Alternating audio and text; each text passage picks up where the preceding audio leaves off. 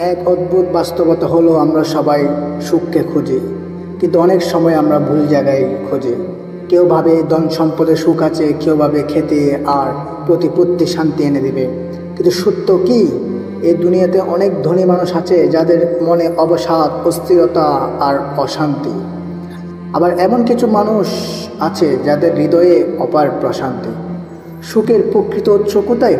আল্লাহ সুবহানাহু ওয়া তাআলা কোরআনের মধ্যে বলেন, নিশ্চয়ই যারা ঈমান এনেছে এবং যাদের অন্তরে আল্লাহর স্মরণের মাধ্যমে প্রশান্তি হয়, জেনে রাখো আল্লাহর স্মরণে অন্তর প্রশান্তি হয়। সূরা রাত 28 নম্বর আয়াত।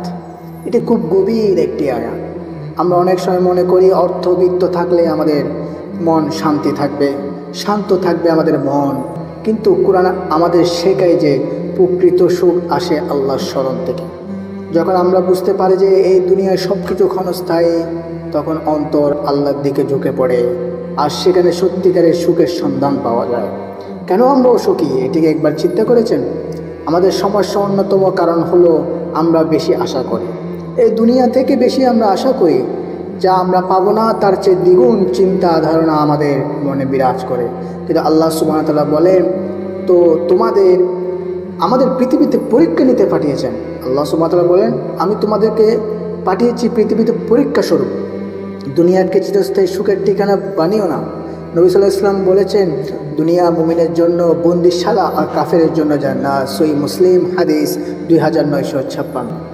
অর্থাৎ একজন মুমিন এই দুনিয়াতে সব কিছু চাইলেই পাবে না, কারণ দুনিয়া তার জন্য পরীক্ষা, দুনিয়া তার জন্য কয়েদখানা। কিন্তু যে আল্লাহর কাছে আত্মসমর্পণ করে আর তার অন্তর শান্ত হয়, সে জানে এই সাময়িক কষ্টের পর এক অসীম সুখ অপেক্ষা করছে জান্নাত। চাবিকাঠি কি হতে পারে আমাদের জন্য, মুমিনদের জন্য? আমরা যদি সত্যি সুখী হতে চাই, তাহলে আমাদের কিছু জিনিস মেনে চলতে হবে।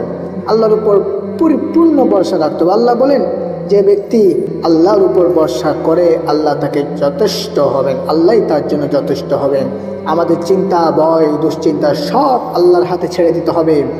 নামাজ ও কোরআনের সাথে সম্পর্ক বজায় রাখতে হবে। নামাজ শুধু একটি কাজ নয়, এটি আমাদের আত্মার চিকিৎসা। সিজদায় যাই তখন অন্তরে সব কষ্ট আল্লাহর কাছে তুলে ধরি, আর সেখান থেকে প্রশান্তি আসে। দেখুন, পৃথিবীর অনেক অমুসলিম দেশ, নাস্তিকতার দেশ, যেখানের মধ্যে যাদের মনে অক্লান্তি পরিশ্রম বা তাদের মনে অক্লান্তি অশান্তি, তখন তারা এই অশান্তি, এই দুঃখ, এই কষ্ট বোঝানোর জন্য কাউকে পায় না, কারণ তারা তো খোদায় বিশ্বাসই করে না। তাহলে তারা যখন কাউকে তার মনের দুঃখ বোঝানোর এই মনের সাইকোলজিটা যখন পায় না, তখন তার পথ বেছে নেয়। কিন্তু দেখুন, যারা খোদায় বিশ্বাসী, তাদের দুনিয়ার সমস্ত কাউকে বোঝাতে না পারলেও দিন শেষে কিন্তু একজনের কাছে আত্মসমর্পণ করে যখন বোঝাতে চায়, ইয়া রব, আমার এই মনে এই কষ্ট, এখন রব তোমার কষ্ট কবুল করুক বা না করুক। আপনি যে নিজের মনের অক্লান্তি, নিজের মনে যে অপ্রশান্তি, যে আপনি একজনের কাছে স্বীকার করেছেন, একজনের কাছে বা বলেছেন, এই যে মনে একটা শান্তি আসে, এর কারণে দেখেন অধিকতর ইসলাম বা অধিকতর বিশ্বাসী যারা রব রয়েছে, আল্লাহ রয়েছেন, সৃষ্টিকর্তা রয়েছেন, তারা দেখবে আত্মহত্যার পথ বেশিরভাগ বেছে নেয় না। কিন্তু বেশিরভাগ আত্মহত্যা দেখবেন জাপানে, যেখানের মধ্যে রব সম্পর্কে তাদের ধারণা নাই বা রবকে তারা অস্বীকার করে, তখন দেখে তারা যখন তাদের অক্লান্তি বলতে পারে না বা তাদের প্রশান্তি যখন কারো কাছে ব্যক্ত করতে পারে না, তখন তারা দিন শেষে এই আত্মহত্যার পথেই বেছে নেয়। তাই আমাদের বেশি বেশি করে নিজের মনের অশান্তিগুলো আমরা আমাদের রবকে জানাবো। আলহামদুলিল্লাহ, প্রতিটি কাজে আমরা সবসময় যা নেই তা নিয়ে হতাশ হই, বা আমাদের জীবনে যেটা আমাদের নেই সেই জিনিসটা নিয়ে আমরা বেশি হতাশ হই, কিন্তু যা আছে তা নিয়ে কৃতজ্ঞ হই না। যে এটা তো হতে পারে যে আমার কাছে এটা আছে, আরেকজনের কাছে তো সেটা নাও থাকতে পারে, কিন্তু আমরা সেটা নিয়ে কৃতজ্ঞ প্রকাশ করি না। সুখী হতে হলে আমাদের আলহামদুলিল্লাহ বলা শিখতে হবে, পরকাল মনে রাখা, কারণ এই দুনিয়াতে কষ্টগুলো সাময়িক। যদি আমরা জান্নাতে আশা রাখি, তাহলে সব দুঃখ হালকা হয়ে যাবে। আপনার যখন জীবনে মোটিভেশন থাকবে যে আমার কাছে এই দুনিয়া এগুলোর থেকে সবচেয়ে বড় জিনিস পাওয়া হলো জান্নাত। আপনি যখন পরবর্তী একটা বড় একটা জিনিসের জন্য অপেক্ষা করবেন, তখন দেখবেন আপনার পিছনের যে অক্লান্তি, পিছনের যে আপনার যেগুলো পান নাই, ওগুলোর প্রতি আপনার ওটাকে দুঃখ প্রকাশ হবে না, আপনার দুঃখ হালকা হবে।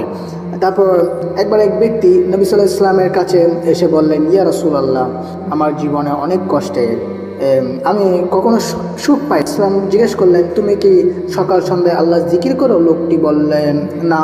নবী সাল্লাল্লাহু আলাইহি ওয়াসাল্লাম বললেন, যে অন্তরে আল্লাহ থাকে সেখানে শয়তান থাকতে পারে না, আর যে অন্তরে শয়তান থাকে সে কখনো সুখী হতে পারে না। লোকটি এরপর থেকে নিয়মিত আল্লাহ স্মরণ করতে লাগলো এবং কিছুদিনের মধ্যে তার জীবন বদলে গেল। তো শেষ কথা হচ্ছে, প্রকৃত সুখ ধন সম্পদ, খেতি গাড়ি বাড়িতে নয়। কারণ আপনি দেখেন বড় বড় ধন সম্পদ, বড় বড় গাড়িওয়ালা বাড়িওয়ালা, তাদেরকে অসুখ হয় না, অসুখে জর্জরিত হয় না? তাহলে এত ধন সম্পদ, একজন গরিবেরও অসুখ হয়, দুঃখ হয়।